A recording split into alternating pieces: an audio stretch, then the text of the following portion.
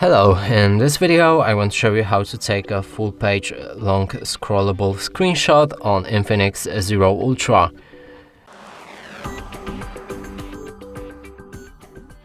And to do this we'll need to open a settings or any app that allows us to get a scrollable screenshot. As you can see, the page right here does a scroll, and now simply take a screenshot with a volume down and power key at the same time.